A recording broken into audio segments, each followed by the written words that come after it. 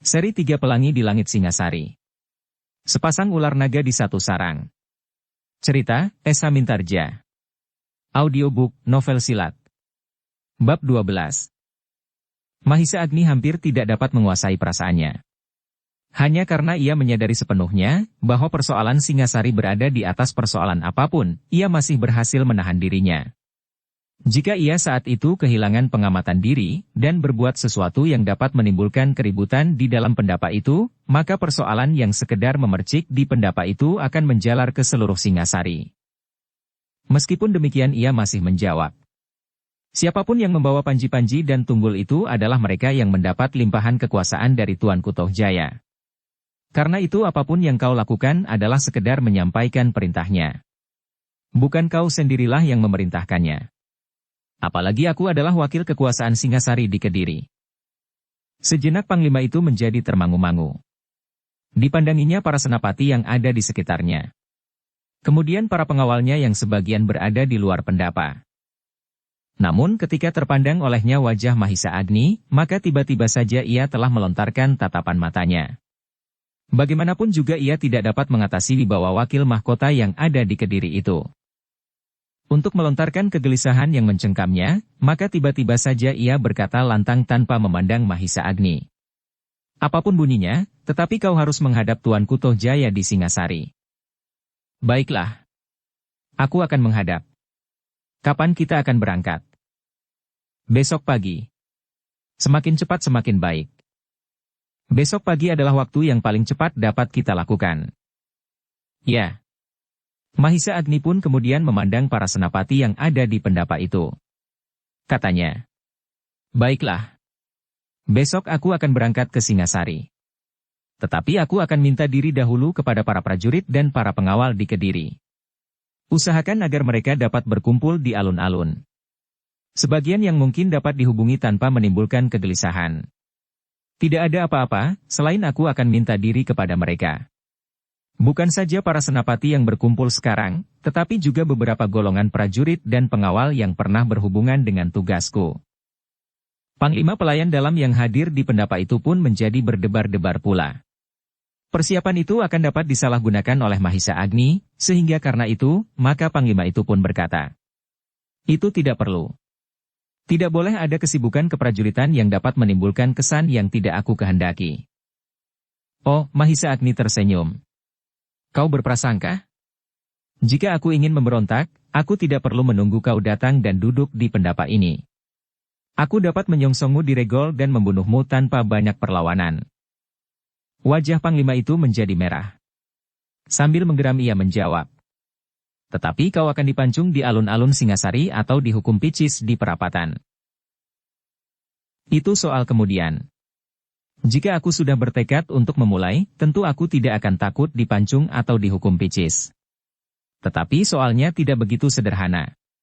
Soalnya adalah Singasari yang dengan susah payah diperjuangkan sejak masa pemerintahan Sri Rajasa.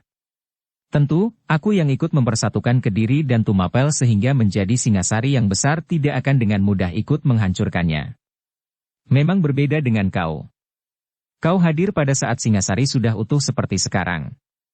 Dengan mengorbankan harga diri sedikit saja kau sudah dapat menduduki jabatan tertinggi di Singasari yang sudah menjadi besar.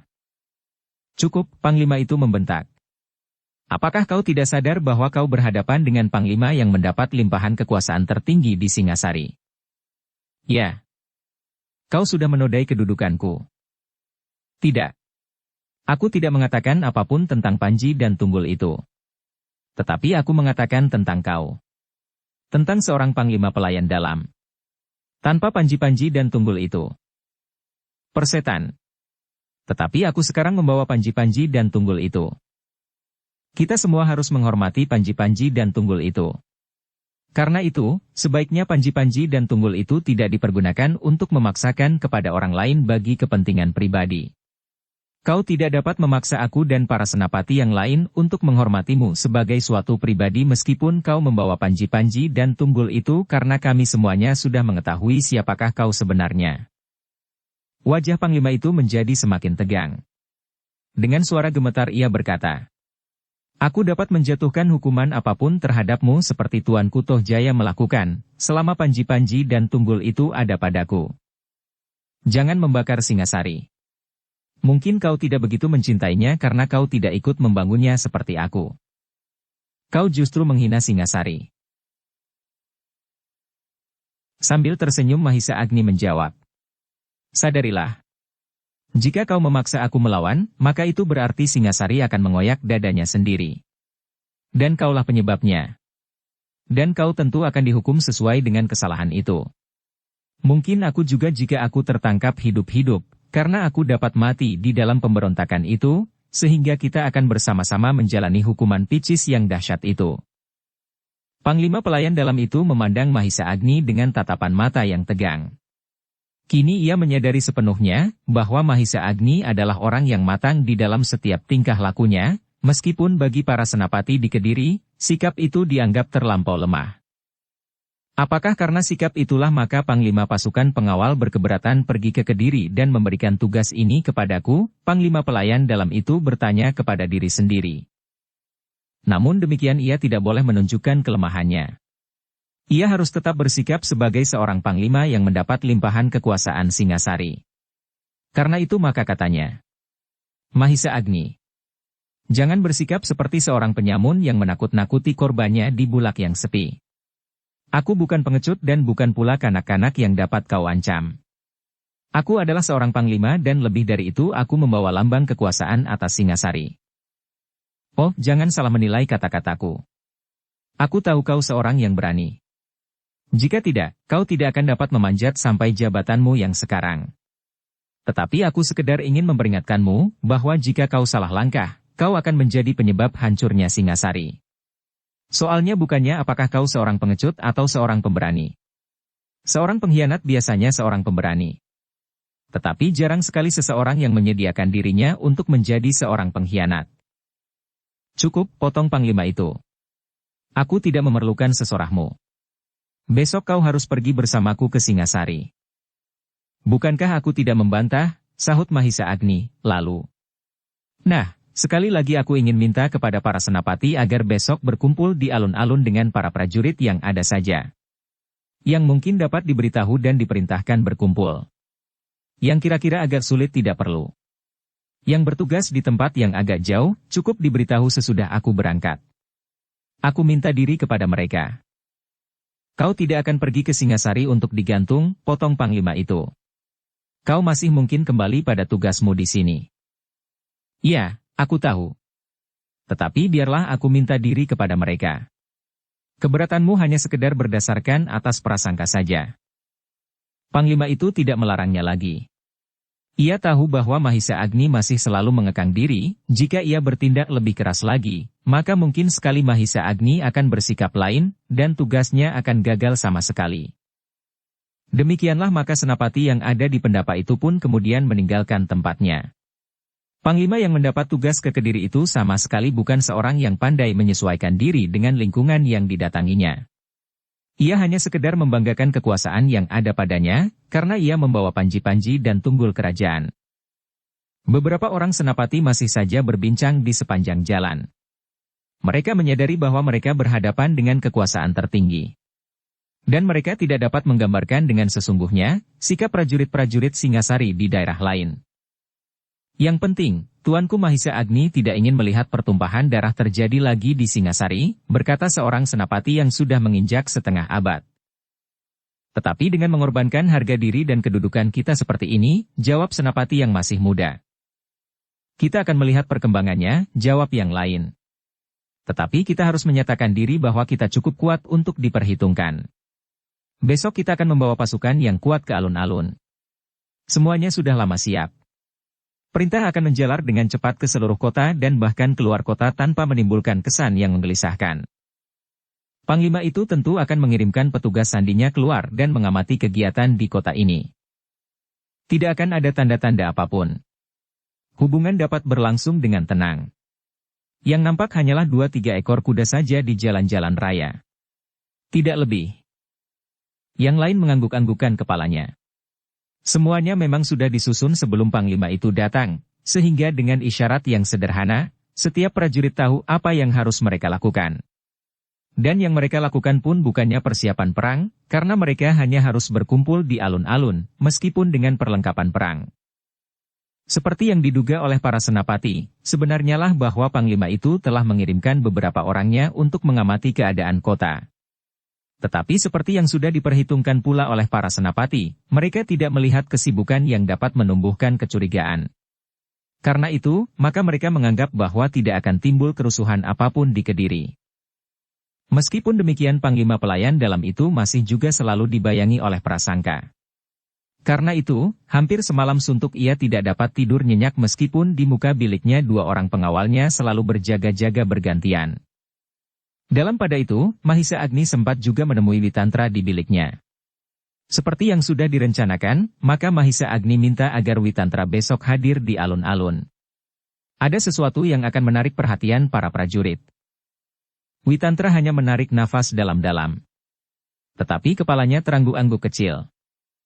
Demikianlah maka di malam itu telah terjadi kesibukan di antara para prajurit. Kesibukan yang tidak begitu nampak bagi orang lain, karena mereka sudah mempersiapkannya lebih dahulu. Yang tampak hanyalah 1-2 ekor kuda yang menghubungkan dari barak yang satu ke barak yang lain. Sesudah itu, maka perintah itu mengalir bagaikan air yang sudah disediakan salurannya.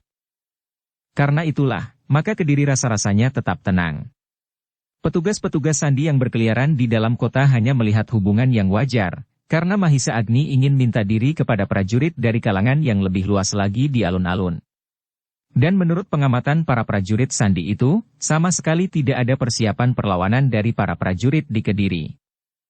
Jika mereka ingin melakukan perlawanan dan membinasakan kami, maka mereka tidak perlu memanggil setiap prajurit yang ada di Singasari, berkata salah seorang prajurit sandi kepada kawannya. Ya. Para senapati yang tadi berkumpul di pendapa itu pun sudah cukup kuat untuk membinasakan kami semua. Panglima pelayan dalam itu tentu tidak akan dapat melawan Tuanku Mahisa Agni yang memiliki kemampuan dan ilmu setingkat dengan Sri Rajasa. Sedang jumlah para senapati yang ada di pendapa dan para petugas yang meronda di istana Tuanku Mahisa Agni itu cukup banyak untuk menghancurkan kami. Yang lain mengangguk-anggukan kepalanya. Katanya. Untunglah bahwa Tuanku Mahisa Agni tidak mau berbuat sesuatu. Ia memiliki hak juga atas Singasari betapapun kecilnya. Ia adalah saudara laki-laki Tuanku Permaisuri Kendedes. Dan ia ikut mempersatukan Kediri dengan Singasari. Jika ia bangkit dan mengadakan perlawanan atas Tuanku Tohjaya, maka Singasari benar-benar akan hancur karena tingkahnya sendiri. Kau dengar apa yang dikatakan di pendapa itu? Ya. Ia tidak mau membelah jantung sendiri. Para prajurit sandi itu mengangguk-anggukan kepalanya. Mereka tidak dapat menutup kenyataan bahwa Mahisa Agni adalah orang yang jauh lebih berwibawa dari Panglima pelayan dalam itu, meskipun membawa panji-panji dan tunggul kerajaan. Menjelang fajar para prajurit yang bertugas mengawal Panglima dari Singasari itu sudah berkumpul di halaman Istana Wakil Mahkota di Kediri. Mereka tidak membawa laporan apapun yang dapat menggelisahkan hati Panglimanya, karena rasa-rasanya Kediri tetap tenang. Hari ini kita kembali sambil membawa Mahisa Agni, berkata Panglima itu. Betapa sombongnya orang itu, namun ia tidak akan berani melawan perintahku. Pengawalnya tidak menyahut. Namun terasa di dalam hati mereka, bahwa Panglima yang baru saja diangkat itu telah merasa dirinya terlampau besar, karena prajurit-prajurit itu pun mengetahui, siapakah Panglima itu sebelum ia diangkat menggantikan Panglima yang terbunuh oleh kuda sempana di dalam kerusuhan di arena sabung ayam itu. Demikianlah ketika matahari terbit di timur, Panglima yang hampir semalam suntuk tidak tidur dan selalu menghubungi petugas-petugas sandinya itu, sudah siap. Dengan gelisah ia menunggu Mahisa Agni yang masih berada di biliknya. Bangunkan Mahisa Agni, perintah Panglima itu. Kita akan berangkat pagi-pagi benar. Pengawalnya yang mendapat perintah itu menjadi ragu-ragu. Katanya. Bukankah di istana ini ada pelayan yang dapat membangunkannya? Tentu pelayan itu tahu kebiasaan Tuanku Mahisa Agni dan tahu bagaimana caranya membangunkannya. Cepat cari pelayan itu. Pengawal itu pun kemudian mencari pelayan yang bertugas di dalam istana hari itu dan menyuruhnya membangunkan Mahisa Agni. Pelayan itu tidak dapat membantah. Karena itu meskipun ia agak ragu-ragu, tetapi ia pun pergi ke bilik Mahisa Agni dan membangunkannya. Tetapi pelayan itu terkejut ketika tangannya baru saja menyentuh pintu, maka pintu itu sudah terbuka. "Ampun tuanku," berkata pelayan itu. "Hamba mendapat perintah dari para pengawal panglima pelayan dalam itu untuk membangunkan tuanku." Mahisa Agni tersenyum. Katanya, "Aku sudah bangun sejak pagi-pagi tadi. Tetapi aku memang sengaja untuk tinggal saja di dalam bilik." "Oh," pelayan itu hanya menundukkan kepalanya. "Katakan kepada pengawal itu bahwa aku sudah bangun." Pelayan itu pun kemudian meninggalkan bilik Mahisa Agni dan mengatakan kepada pengawal itu bahwa Mahisa Agni telah bangun. Panglima menunggunya, agar ia segera siap. Berkata pengawal itu, "Tuanku Mahisa Agni sudah mengatakannya, bahwa ia akan segera siap." Pengawal itu pun kemudian melaporkannya kepada panglimanya bahwa Mahisa Agni akan segera siap. Tetapi persiapan Mahisa Agni memerlukan waktu yang cukup lama, sehingga panglima itu menjadi gelisah. Bahkan kemudian dengan tidak sabar ia memerintahkan pengawalnya untuk menghubungi Mahisa Agni. "Tuan," berkata pengawal itu, "Panglima sudah lama siap. Kita harus segera berangkat." Mahisa Agni tersenyum sambil menepuk bahu pengawal itu. Katanya, "Biarlah Panglima belajar bersabar sedikit. Katakan, aku hampir selesai." Pengawal itu hanya dapat mengangguk dalam-dalam. Ia tidak mempunyai keberanian cukup untuk mendesak agar Mahisa Agni bersiap lebih cepat lagi, meskipun ia sadar bahwa panglimanya tentu akan membentak-bentaknya lagi. Karena itu, ketika panglima pelayan dalam itu benar-benar membentaknya, pengawal itu sudah tidak terkejut lagi. "Gila. Kita harus segera berangkat. Katakan kepadanya bahwa aku telah memerintahkannya." Panglima itu hampir berteriak sehingga sebenarnya Mahisa Agni telah mendengarnya. "Sebentar lagi tuanku Mahisa Agni tentu telah siap," jawab pengawal itu. "Aku menghendaki ia siap sekarang." "Baiklah," gumam pengawal itu seakan-akan kepada diri sendiri. Tetapi sebelum ia berdiri dan melangkah Mahisa Agni telah berdiri di ruang dalam itu sambil berkata, "Aku sudah siap." Panglima itu berpaling. Sambil menggeram ia berkata, "Kau berbenah diri seperti perempuan. Aku tidak telaten. Kita akan segera berangkat. Bukankah kita akan pergi ke alun-alun sejenak untuk minta diri kepada para senapati dan prajurit yang sempat dihubungi malam tadi? Tentu prajurit yang ada di sekitar istana ini saja. Namun bagiku yang sudah lama bekerja bersama dengan mereka menganggap perlu untuk sekedar minta diri. Kau tidak akan pergi berperang dan mati di peperangan." "Oh, tentu. Tetapi anak-anak yang pergi bermain-main keluar rumah pun sebaiknya minta diri." "Persetan. Bagaimana jika aku menganggap hal itu tidak perlu? Akulah yang akan minta diri kepada mereka. Bukan kau. Aku dapat memerintahkan kepadamu untuk membatalkan rencanamu bertemu dengan prajurit-prajurit itu. Tentu kau dapat melakukannya. Tetapi apakah kau menganggap hal itu perlu kau lakukan? Sekali lagi aku peringatkan, sebaiknya kau jangan mempersoalkan masalah-masalah yang sebenarnya tidak penting sehingga akan membakar Singasari menjadi abu. Jika kau tidak keras kepala, dan merasa dirimu terlampau besar, jauh lebih besar yang sebenarnya, kau tidak akan memberikan perintah yang aneh-aneh. Seandainya yang datang kemari Tuanku Tohjaya sendiri, tentu ia tidak akan berkeberatan. Bahkan ia akan berbangga bertemu dengan prajurit-prajuritnya yang ada di Kediri. Dan kau pun akan berbangga berdiri di hadapan prajurit dan senapati yang sebagian besar sudah kau kenal itu dengan panji-panji dan tunggul kerajaan." Panglima itu menggeram. Tetapi ia tidak dapat menolak lagi. Meskipun demikian ia masih membentak. "Aku beri waktu sampai matahari naik ke ujung pepohonan. Kita akan berangkat sebelum panas matahari itu menyengat kulit. Tidak banyak bedanya. Apakah kita berangkat segera atau kita akan menunggu tengah hari? Kita tidak akan dapat mencapai Singasari hari ini. Perjalanan di daerah yang masih berhutan-hutan itu akan memerlukan waktu yang panjang. Kita akan bermalam di perjalanan. Tidak. Kita akan mencapai Singasari meskipun sudah gelap. Karena itu, cepat, lakukan jika kau akan minta diri kepada para prajurit di alun-alun." "Baiklah," berkata Mahisa Agni. "Aku akan pergi ke alun-alun.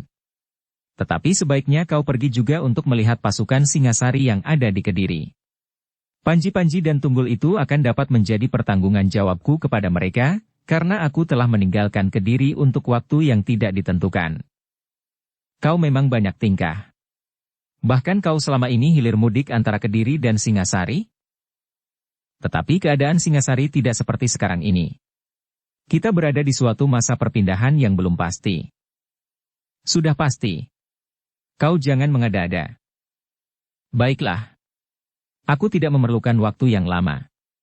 Tetapi aku persilahkan kau pergi juga ke alun-alun dengan panji-panji dan tunggul itu.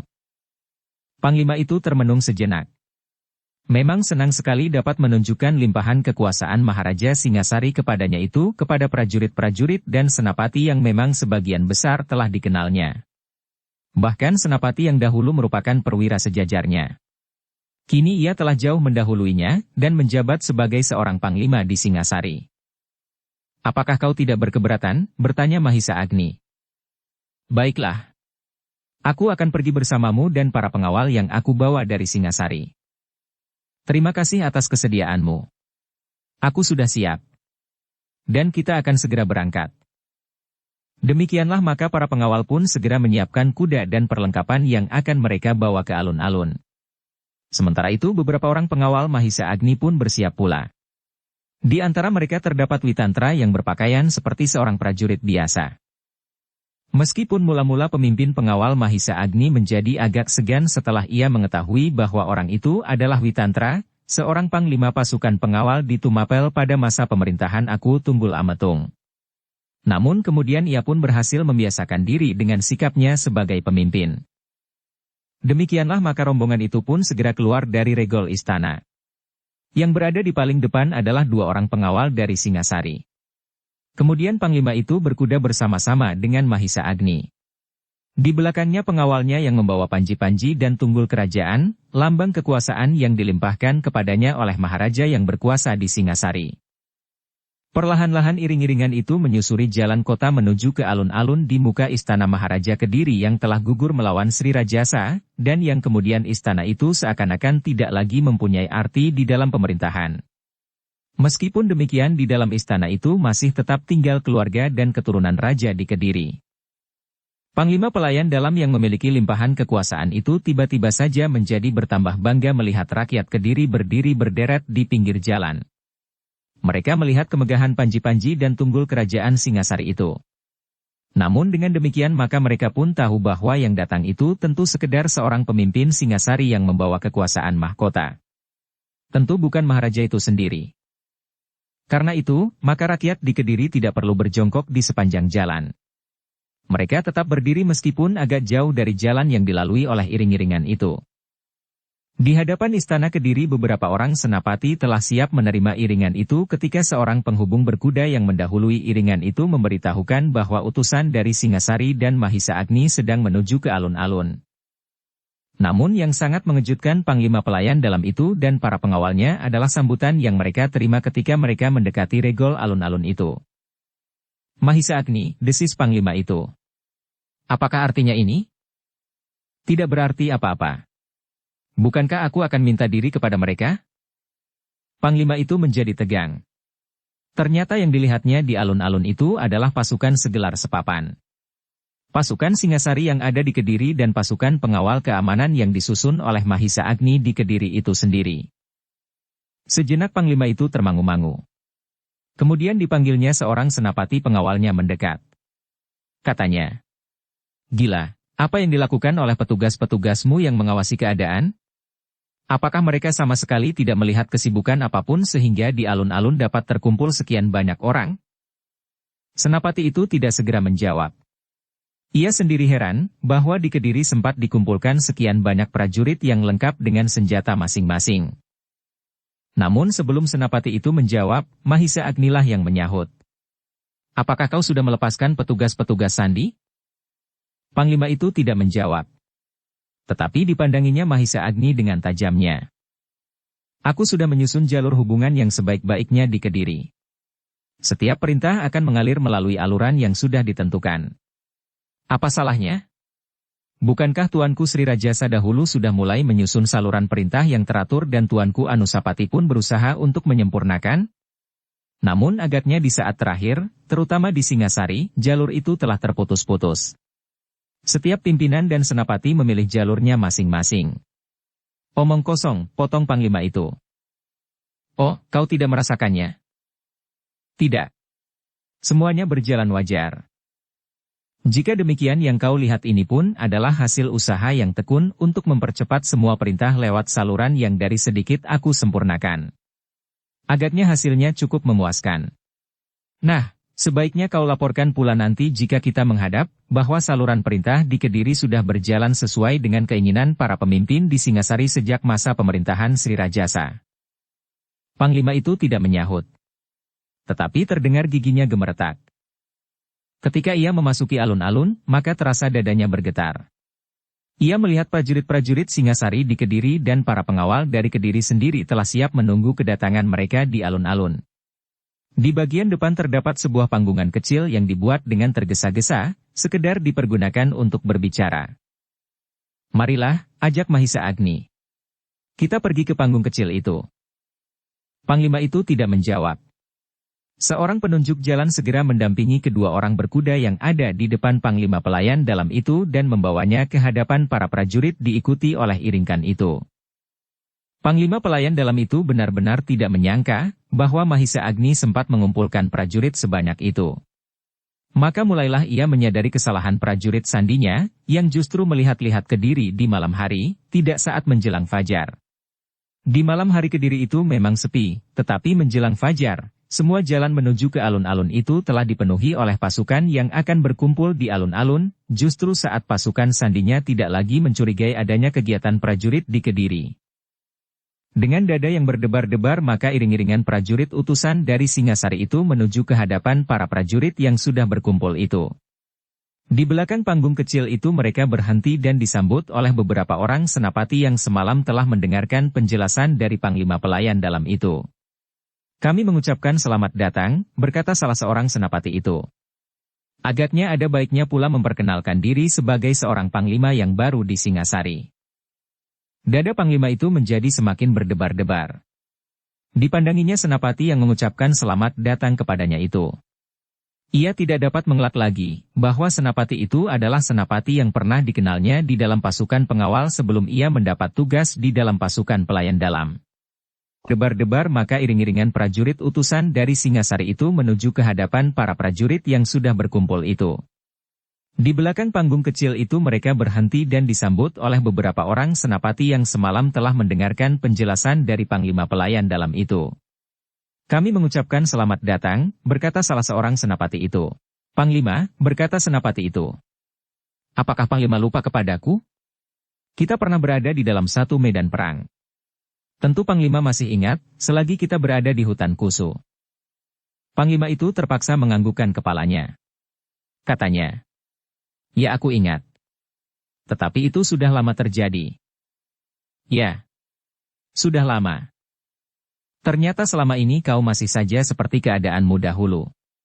Kau sama sekali tidak maju di dalam segala hal. Aku kini datang membawa panji-panji dan tunggul kerajaan. Aku sudah melihat, jawab senapati itu. Aku akan mengucapkan selamat atas pengangkatanmu menjadi seorang panglima. Panglima itu tidak menjawab, meskipun kepalanya terangguk-angguk kecil. Ketika seorang prajurit siap menerima kudanya, maka panglima itu pun kemudian turun dari kudanya diikuti oleh para pengawalnya, Mahisa Agni dan prajurit-prajurit Singasari yang mengiringinya. Sejenak mereka berdiri berderet bersama dengan senapati yang sudah berada di Kediri. Beberapa orang senapati itu pun berganti-ganti mengucapkan selamat kepada panglima yang baru pertama kali berada di Kediri. Nah, berkata Mahisa Agni.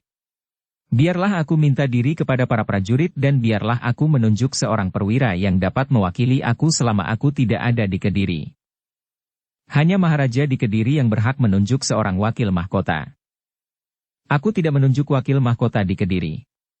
Aku hanya ingin menyerahkan pengawasan prajurit-prajurit yang ada di Kediri kepada seorang perwira yang aku percaya. Panglima itu tidak menjawab lagi. Dipandanginya saja Mahisa Agni yang kemudian melangkah mendekati panggung kecil itu dan kemudian memanjat naik. Sebelum Mahisa Agni berbicara sepatah pun, terdengar tepuk tangan dan sorak yang bagaikan meledak menyambutnya dengan sepenuh hati. Tepuk tangan dan sorak-sorai itu bagaikan menghentak-hentak dada panglima itu. Ia sadar bahwa agaknya pergantian pimpinan pemerintahan di Singasari tidak mendapat sambutan yang baik di Kediri. Dan ia pun sadar bahwa kekuatan di Kediri tampaknya melampaui kekuatan yang diketahui oleh Singasari. Kekuatan di Kediri ini harus mendapat perhatian yang sungguh-sungguh, berkata Panglima itu dalam hatinya. Dalam pada itu Mahisa Agni yang sudah berada di atas panggung kecil itu menerima sambutan dengan lambaian tangan. Namun sejenak kemudian maka ia pun memberikan isyarat agar para prajurit itu menjadi tenang. Saudara-saudaraku, berkata Mahisa Agni kemudian. Aku berdiri di sini atas nama kekuasaan tertinggi yang berada di Kediri. Namun di sini kini ada kekuasaan yang lebih tinggi lagi, yaitu Panglima Pelayan Dalam yang baru yang kini membawa limpahan kekuasaan Maharaja di Singasari dengan pertanda panji-panji dan tunggul kerajaan. Alun-alun itu justru menjadi hening. Para prajurit yang memang sudah mengetahui kehadiran Panglima itu hanya memandangi panji-panji dan tunggul itu saja tanpa memberikan sambutan apapun. Terasa sesuatu berdesir di dada Panglima itu. Jika Mahisa Agni ternyata akan berbuat curang, maka tidak banyak yang dapat dilakukan di hadapan prajurit yang sekian banyaknya lengkap dengan senjata masing-masing. Adalah pekerjaan yang hampir tidak berarti, seandainya Mahisa Agni memerintahkan pasukannya untuk menangkapnya dan merampas panji-panji dan tunggul itu. Apalagi setiap orang mengetahui bahwa Mahisa Agni memiliki kemampuan yang tidak ada taranya. Hampir tidak ada tandingnya di seluruh lingkungan istana Singasari. Apalagi Maharaja yang baru saja duduk di atas tahtanya itu. Namun agaknya Mahisa Agni tidak ingin berbuat demikian. Seperti yang dikatakan, ia ternyata hanya minta diri kepada prajuritnya, bahwa ia dipanggil oleh Tuanku Tohjaya, yang kini duduk di atas tahta Singasari. Aku akan menghadap, berkata Mahisa Agni. Mudah-mudahan aku akan mendapat perintah yang akan dapat menempatkan kedudukan kita semua bertambah baik. Agaknya kini sudah waktunya kita memikirkan keadaan kita seorang demi seorang. Bukan saja para prajurit, tetapi seluruh rakyat yang berada di lingkungan kerajaan Singasari. Panglima itu masih saja berdebar-debar. Mahisa Agni masih berbicara terus. Kadang-kadang sambutan yang bagaikan menyentuh langit terdengar memekakkan telinga. Dan setiap kali sambutan itu meledak, maka dada Panglima itu menjadi berdebar-debar. Dalam pada itu Mahisa Agni yang dengan sengaja ingin menunjukkan kekuatan yang ada di Kediri agaknya telah mencapai maksudnya. Ia sudah berhasil memberikan kesan, kekuatan yang tidak boleh diabaikan. Bukan saja prajurit yang cukup jumlahnya, namun mereka adalah prajurit-prajurit yang memiliki kemampuan berbuat sesuatu dengan cepat. Panglima Pelayan Dalam yang baru itu beserta para pengawalnya termenung saja di tempatnya. Setiap kali para prajurit itu bertepuk atau bersorak menyambut kata-kata Mahisa Agni, maka rasa-rasanya hati mereka pun tergores karenanya. Namun akhirnya Mahisa Agni selesai juga berbicara. Tidak ada tanda-tanda bahwa Mahisa Agni telah menghasut mereka untuk melakukan perlawanan. Dengan demikian maka perlahan-lahan tumbuh pula kebanggaan mereka atas panji-panji dan tunggul kerajaan itu. Karena itu, maka ketika Mahisa Agni telah turun dari panggung kecil itu, maka Panglima Pelayan Dalam itu pun berkata kepadanya. Aku juga akan berbicara dengan mereka atas nama kekuasaan tertinggi di Singasari. Apa yang akan kau bicarakan? Bertanya Mahisa Agni. Tentang keadaan terakhir di Singasari. Kau akan menyampaikan dongengmu seperti semalam? Dongeng yang mana? Mahisa Agni tersenyum. Katanya. Sama sekali tidak perlu. Biarlah para senapati yang semalam telah mendengarkan sesorahmu nanti menyampaikannya kepada para prajurit. Kini kepentinganku sudah selesai. Bukankah kau ingin berangkat lebih cepat? Tetapi aku akan berbicara, desak Panglima. Itu tidak perlu. Tetapi Panglima itu selalu mendesak. Bahkan kemudian ia mengancam. Aku datang dengan panji-panji dan tunggul kerajaan. Apakah kau akan menolak perintahku? Mahisa Agni mengerutkan keningnya. Sejenak ia berdiam diri memandang Panglima itu dengan tajamnya, sehingga suasana menjadi tegang sejenak. Para senapati yang ada di sekitar menunggu dengan hati yang berdebar-debar. Jika kau memaksa, berkata Mahisa Agni. Terserahlah kepadamu. Kau memang berhak. Tetapi kau tidak akan dapat menguasai keadaan. Kau harus mengetahui jiwa setiap prajurit Singasari yang ada di Kediri.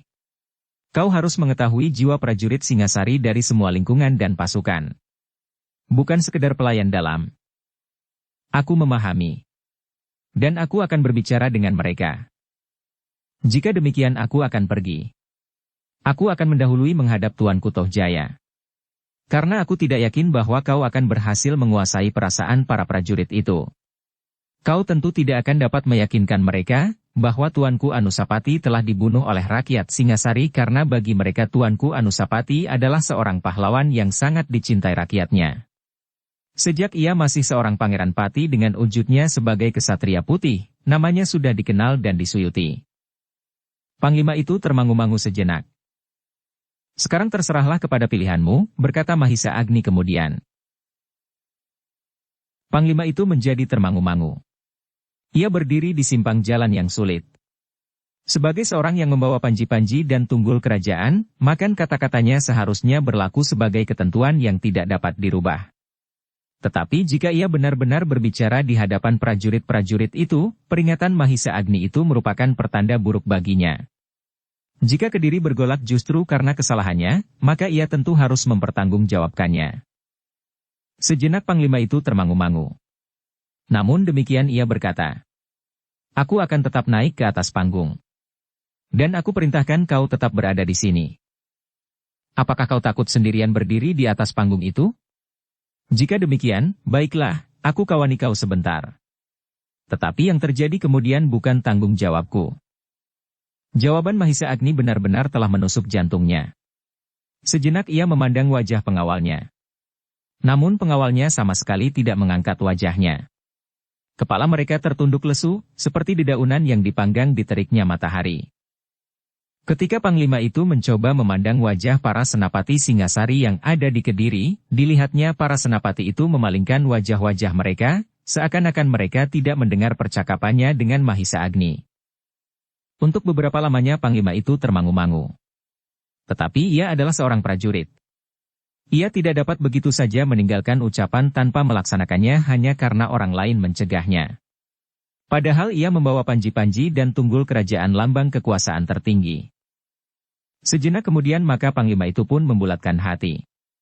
Sambil menggertakkan giginya ia pun kemudian memanjat tangga dan naik ke atas panggung kecil itu. Dada Mahisa Agni menjadi berdebar-debar. Bukan karena ia harus mentaati perintah Panglima itu, atau bukan karena ia merasa tersinggung karena ia tidak berhasil mencegahnya. Namun justru jika Panglima itu salah lidah, akibatnya akan sangat parah. Tetapi Mahisa Agni menarik nafas dalam-dalam ketika ternyata Panglima itu hanya berbicara beberapa patah kata saja, katanya. "Aku, atas nama kekuasaan tertinggi Singasari telah diperintahkan untuk memanggil Mahisa Agni. Dan aku, atas nama kekuasaan tertinggi telah memberikan wewenang kepada Mahisa Agni untuk menunjuk seseorang sebagai kepercayaannya selama ia berada di Singasari. Kata-kataku berlaku sebagai sabda Maharaja Singasari." Ketika Panglima itu terdiam maka tiba-tiba saja dada Mahisa Agni telah menjadi berdebar-debar kembali. Sejenak ia memperhatikan Panglima pelayan dalam itu. Jika ia masih akan berbicara lagi, maka akan membuka kemungkinan pembicaraannya tersesat dan membakar hati para prajurit itu. Kalimat yang pertama diucapkan agaknya sama sekali tidak mendapat tanggapan yang baik. Semakin banyak yang akan dibicarakan, maka akan semakin banyak terdapat lubang-lubang yang dapat menyeretnya terperosok ke dalamnya. Namun agaknya Panglima itu sadar bahwa ia tidak mendapat sambutan yang baik dari para prajurit. Maka ia pun segera menyelesaikan kata-katanya. "Aku tidak akan banyak berbicara di hadapan kalian. Semuanya akan dijelaskan oleh para senapati." Panglima itu pun kemudian melangkah turun dari panggung kecil itu tanpa sambutan apapun dari para prajurit. "Kita segera kembali ke Singasari," geramnya. Tetapi Mahisa Agni berkata, "Bukankah aku masih harus menunjuk seorang wakilku?" Panglima itu menarik nafas dalam-dalam. "Aku akan menunjuk dan membawanya naik ke panggung kecil itu untuk memperkenalkannya kepada para prajurit. Mereka pasti sudah kenal." "Ya. Tetapi aku ingin meyakinkan mereka bahwa benar orang itulah yang aku tunjuk." Panglima itu terdiam sejenak, lalu, "Cepat, waktu kita akan habis di sini." Mahisa Agni pun kemudian berbicara dengan beberapa orang senapati. Kemudian mereka pun sepakat menunjuk seorang senapati yang tertua di antara mereka. "Aku akan membawanya naik dan mengumumkannya," berkata Mahisa Agni kemudian. Demikianlah maka Mahisa Agni pun membawa senapati tertua itu naik ke atas panggung kecil itu. Sambil mengacukan tangan kanan senapati tertua itu Mahisa Agni berkata, "Berdasarkan kekuasaan yang ada pada Panglima Pelayan dalam yang membawa panji-panji dan tunggul kerajaan, maka aku menunjuk senapati ini sebagai wakilku selama aku tidak ada di Kediri." Para prajurit Singasari yang ada di Kediri itu pun menyambutnya dengan sorak yang gemuruh. Senapati itu sudah dikenal oleh setiap prajurit. Ia adalah seorang senapati yang senang sekali bergurau meskipun masih tetap dalam batas-batas yang wajar. Apalagi senapati itu memiliki kemampuan yang cukup di bidangnya dan di dalam olah kanuragan. "Selama aku tidak ada, maka kalian harus mentaati perintahnya," berkata Mahisa Agni kemudian, lalu. "Tetapi di samping senapati tertua itu, aku akan mengangkat seorang penasehat baginya. Ia akan selalu mendampinginya dan memberikan pertimbangan dan nasihat. Diminta atau tidak diminta. Tetapi senapati ini pun dapat menerima atau menolak nasihat itu." Semua menjadi hening. Mereka mulai menebak-nebak siapakah yang akan menjadi penasehat itu. Tetapi agaknya para prajurit itu tidak begitu banyak menaruh perhatian, karena jabatan itu mereka anggap tidak begitu penting dan tidak begitu banyak pengaruhnya bagi kedudukan wakil Mahisa Agni itu. "Nah," berkata Mahisa Agni kemudian, "aku menunjuk seorang prajurit tua dari pasukan pengawal yang selama ini pengawal aku di istana. Ia banyak mengetahui tentang rencana yang pernah aku susun. Ia mengetahui kelemahan-kelemahannya dan ia mengetahui manakah yang baik dan berarti." Sejenak Mahisa Agni terdiam. Ia mencoba melihat apakah keterangannya itu mendapat tanggapan. Tetapi agaknya para prajurit itu menjadi acuh tidak acuh saja terhadap kedudukan yang kurang mereka kenal itu. Namun kemudian Mahisa Agni pun berkata, "Saudara-saudaraku, para prajurit. Mungkin kalian sudah ada yang mengenalnya. Sudah lama sekali tidak menampakkan diri dengan namanya sendiri. Tetapi ia berada di antara kita dengan nama yang lain. Pati-Pati. Dan sekarang aku harap Pati-Pati itu tampil ke atas panggung ini. Tidak seorang pun yang bergerak dari tempatnya. Tidak seorang pun yang biasa disebut Pati-Pati." Namun Mahisa Agni pun kemudian menjelaskan. Orang itu sebenarnya bukan orang baru. Tetapi ia adalah seorang prajurit yang justru sudah terlampau lama berada di lingkungannya. Semua mata saling mencari, siapakah agaknya yang disebut oleh Mahisa Agni. Mereka yang mula-mula tidak begitu berminat pun menjadi tertarik juga mendengarkan penjelasan itu. Bukan karena mereka tertarik pada jabatan yang kurang mereka kenal itu, tetapi mereka tertarik kepada orang yang bernama Pati-Pati itu. Karena tidak ada seorang pun yang bergerak, maka Mahisa Agni pun kemudian berkata, "Ia berada di antara pasukan pengawalku," dan sambil berpaling kepada seorang yang berpakaian prajurit di belakang panggung ia berkata, "Naiklah bersama kami." Orang itu ragu-ragu sejenak. Namun ia pun sadar, bahwa ia agaknya memang diperlukan oleh Mahisa Agni. Karena itulah maka dengan ragu-ragu ia melangkah mendekati panggung dan memanjat naik. Dengan termangu-mangu ia pun kemudian berdiri di samping Mahisa Agni dan senapati tertua yang akan mewakili Mahisa Agni selama ia tidak berada di tempatnya. "Nah, inilah prajurit itu," berkata Mahisa Agni kemudian. Semua mata kini tertuju kepada prajurit yang berdiri di sebelah Mahisa Agni. Prajurit yang sebenarnya sudah cukup tua. Tetapi dari sepasang matanya memancar kepribadian yang mengesankan. Namun di dalam lingkungan para prajurit itu pun timbullah keheranan yang sangat. Justru karena sebagian terbesar dari mereka belum pernah mengenal prajurit yang disebut bernama Pati-Pati itu. Juga prajurit dari pasukan pengawal sendiri kecuali beberapa orang prajurit yang kebetulan pada hari itu bertugas Mahisa Agni dan mendapat pesan langsung tentang orang yang disebut bernama Pati-Pati itu. Dalam keheranan itu para prajurit mendengar Mahisa Agni berkata lantang, "Para prajurit dan senapati. Orang yang bernama Pati-Pati ini adalah orang yang sebenarnya pernah kalian kenal jauh sebelum ini. Terlebih-lebih mereka yang usianya sudah cukup untuk mengenang masa pemerintahan aku Tunggul Ametung." Para prajurit yang mendengar keterangan Mahisa Agni itu menjadi semakin heran.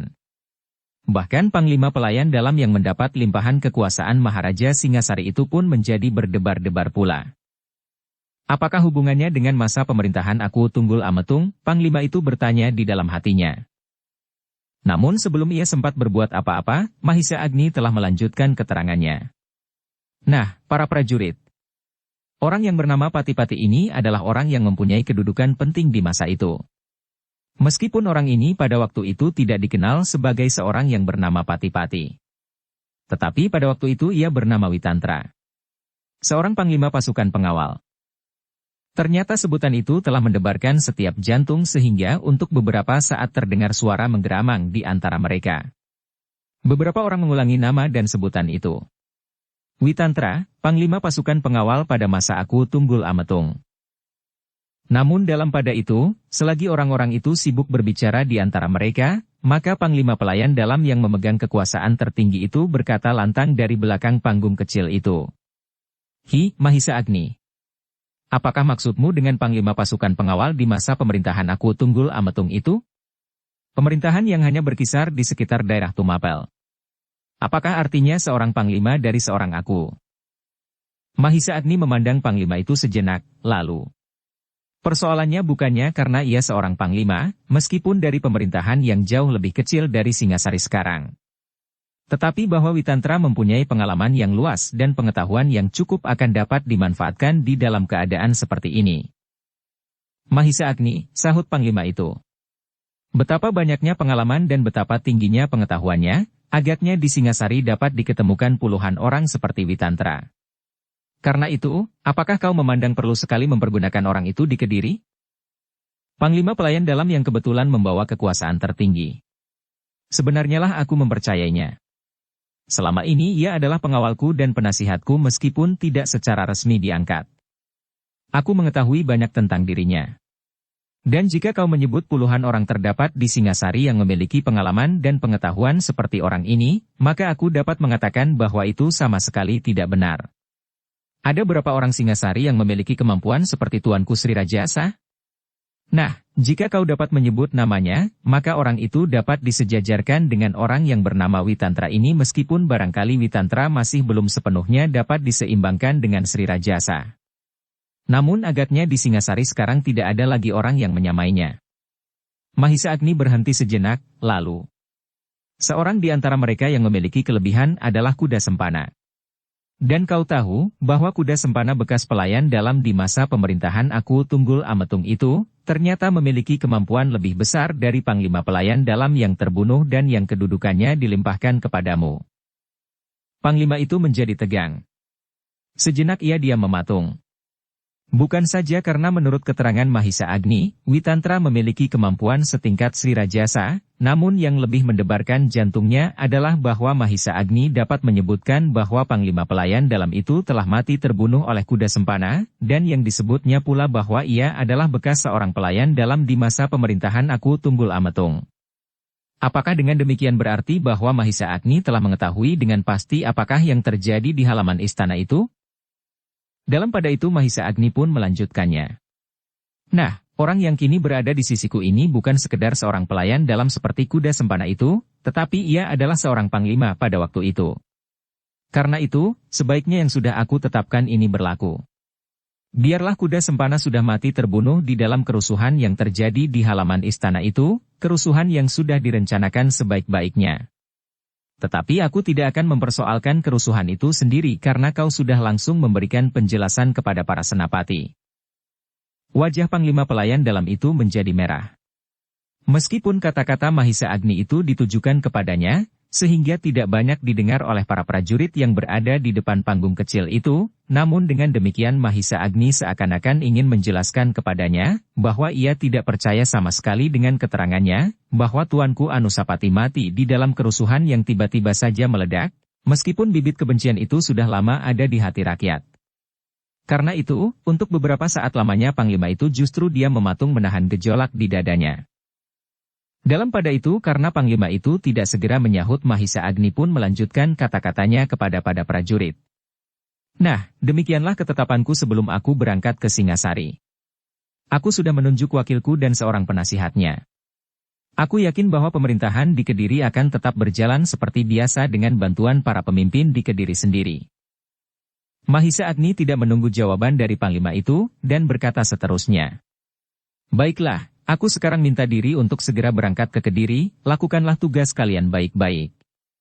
Aku akan segera kembali, lalu ia berpaling kepada Panglima pelayan dalam itu sambil bertanya. Bukankah aku akan segera kembali? Pertanyaan itu benar-benar menyakitkan hatinya. Belum lagi ia berhasil menguasai perasaannya. Mahisa Agni sudah berkata kepada para prajurit. Nah, bukankah ia mengiyakan? Karena itu, lakukanlah tugas kalian sebaik-baiknya sehingga pada saatnya aku kembali. Mahisa Agni kemudian mengangkat tangannya sambil mengucapkan selamat tinggal. Sambutan yang gemuruh bagaikan memecahkan langit. Setiap prajurit telah melambaikan tangannya. Tetapi ketika beberapa orang prajurit yang ada di depan panggung kecil itu tiba-tiba menarik senjatanya dan mengacukannya, maka yang lain pun menarik senjata mereka dan mengacukannya pula sambil meneriakkan nama Mahisa Agni. Mahisa Agni tersenyum. Rencananya berjalan seperti yang diharapkan untuk memberikan kesan tersendiri kepada utusan Maharaja di Singasari. Pasukan yang ada di Kediri adalah pasukan yang cukup kuat ditambah dengan pasukan pengawal Kediri sendiri. Meskipun pasukan itu tidak begitu besar, tetapi dalam waktu yang singkat, Mahisa Agni tentu berhasil mengumpulkan jumlah yang berlipat. Apalagi jika diingat saat-saat Singasari memasuki kota Kediri. Mahisa Agni memimpin sepasukan orang-orang Kediri yang tidak puas terhadap sikap pemimpin pemerintahannya sendiri saat itu. Sambil melambaikan tangannya Mahisa Agni pun surut selangkah. Ia memberikan beberapa pesan kepada senapati tertua yang telah diserahi pimpinan atas para prajurit yang berada di Kediri dan kepada seorang prajurit yang bernama Pati-Pati dan yang sebenarnya adalah bekas seorang panglima pasukan pengawal pada masa pemerintahan Aku Tunggul Ametung. Nama Pati-Pati maupun Witantra sebenarnya asing bagi para prajurit. Tetapi sebutan bekas panglima itu sangat menarik perhatian mereka. Mahisa Agni pun kemudian turun dari panggung kecil itu. Perlahan-lahan sambil tersenyum ia mendekati panglima pelayan dalam itu sambil berkata, "Aku sudah minta diri. Marilah kita berangkat. Barangkali kau ingin cepat kembali meskipun kita pasti akan memasuki kota Singasari di malam hari atau bermalam di perjalanan." Panglima itu termangu-mangu sejenak, namun kemudian ia pun berkata, "Kita akan memasuki istana Singasari meskipun lewat tengah malam." Panglima itu pun kemudian memerintahkan pengawalnya untuk menyediakan kudanya. Sejenak ia memperhatikan para prajurit yang masih saja mengacukan senjata mereka sambil meneriakkan nama Mahisa Agni. "Kita segera pergi," geram panglima itu. Panglima pelayan dalam dan para pengawalnya beserta Mahisa Agni dan para pengawalnya pun kemudian meloncat ke punggung kuda masing-masing. Mereka pun segera meninggalkan alun-alun dengan kesannya masing-masing. Sedang para prajurit di alun-alun masih saja melambai-lambaikan senjata mereka sebagai penghormatan kepada Mahisa Agni. Baru ketika Mahisa Agni telah hilang dari pandangan mereka, maka mereka pun mulai menyadari bahwa seorang senapati telah mendapat limpahan tugas Mahisa Agni bersama seorang prajurit bernama Pati-Pati. "Kita akan melakukan tugas kita sebaik-baiknya," berkata senapati tertua itu. "Dan aku akan selalu berhubungan dengan penasehat yang telah ditunjuk oleh Tuanku Mahisa Agni." Senapati itu berhenti sejenak, lalu. "Apalagi penasehat ini adalah bekas seorang panglima yang mendapat kepercayaan di masa pemerintahan Aku Tunggul Ametung." Demikianlah maka para prajurit yang berada di alun-alun itu pun kemudian kembali ke barak mereka masing-masing. Beberapa orang senapati kemudian mengadakan pembicaraan-pembicaraan yang penting menanggapi keadaan yang berubah dengan cepatnya. Namun bagaimanapun juga mereka tidak akan dapat melepaskan diri dari sikap Mahisa Agni sendiri, sehingga senapati tertua yang mewakilinya itu pun selalu memperingatkan bahwa para prajurit di Kediri harus tetap dapat menahan hati sehingga tidak menumbuhkan persoalan-persoalan yang harus diselesaikan dengan kekerasan. Dalam pada itu, sebuah iring-iringan dengan cepatnya telah meninggalkan kota Kediri. Di paling depan seorang pengawal berkuda dengan dada tengadah. Kemudian panglima pelayan dalam yang membawa Mahisa Agni menghadap bersama pengawalnya yang membawa panji-panji dan tunggul kerajaan. Baru kemudian Mahisa Agni berkuda sambil merenung, apakah kira-kira yang akan dihadapinya di Singasari. Namun bagi Mahisa Agni, sebagian besar rencananya telah berhasil. Ia dapat menunjukkan kepada panglima pelayan dalam itu, bahwa Mahisa Agni tidak berdiri sendiri. Ia berdiri di hadapan sepasukan prajurit yang kuat, sehingga Tohjaya yang baru saja naik tahta itu akan selalu mempertimbangkannya. Apalagi di antara mereka telah disebut nama Witantra yang juga bergelar Panji Pati-Pati. Seorang bekas panglima pada masa pemerintahan Aku Tunggul Ametung. Meskipun Witantra tidak berbuat apa-apa, namun kehadirannya di antara para prajurit memang perlu dipertimbangkan. Demikianlah agaknya yang sedang berkecamuk di dalam angan-angan Panglima itu. Ternyata ia sedang merenungi kekuatan prajurit Singasari yang ada di Kediri.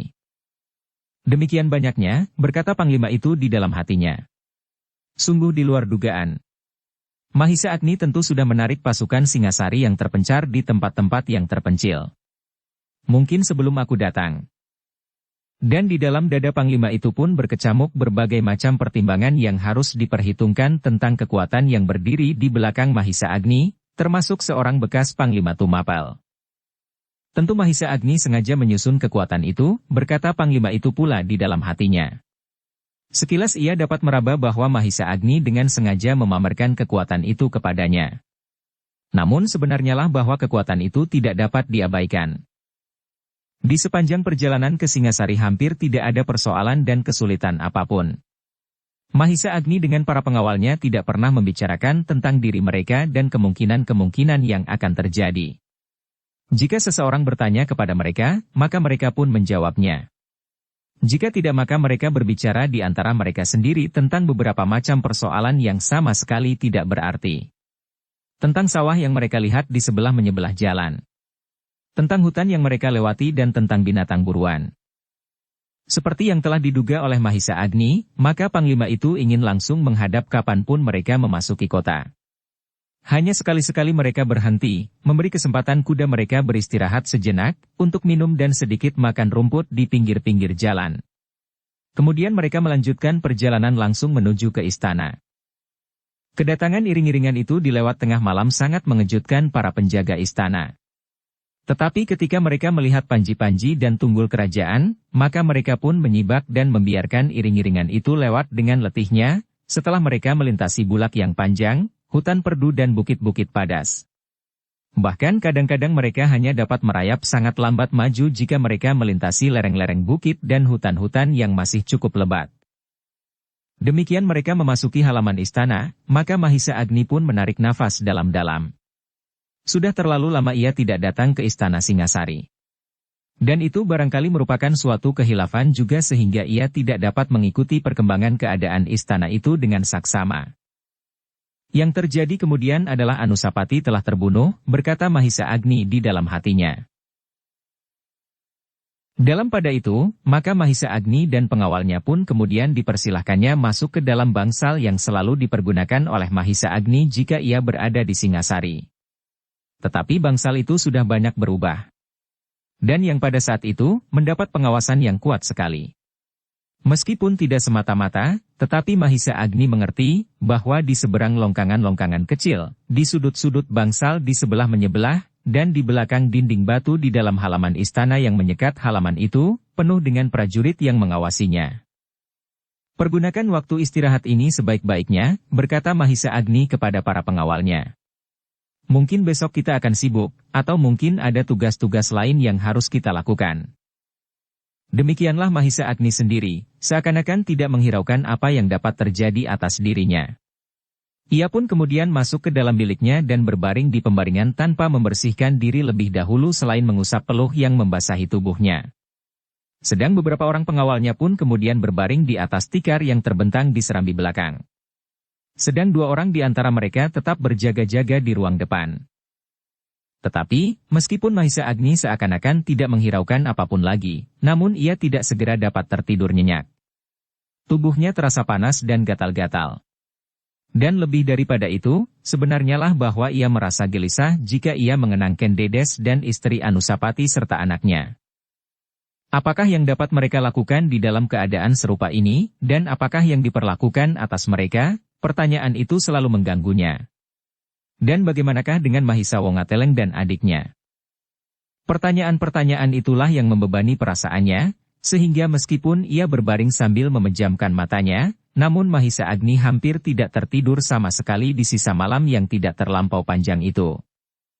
Pada malam itu juga Panglima pelayan dalam yang membawa panji-panji dan tunggul kerajaan itu berusaha untuk menghadap Tuanku Tohjaya. Demikian mendesaknya gejolak di dalam dadanya sehingga rasa-rasanya ia tidak dapat menunggu sampai besok.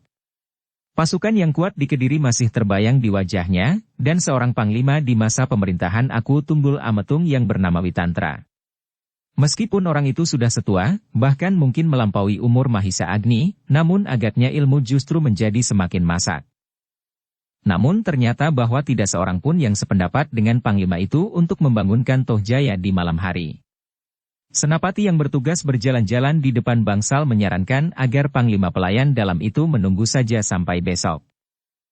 Aku baru datang dari Kediri, berkata Panglima itu. Aku harus segera menghadap Tuanku Tohjaya.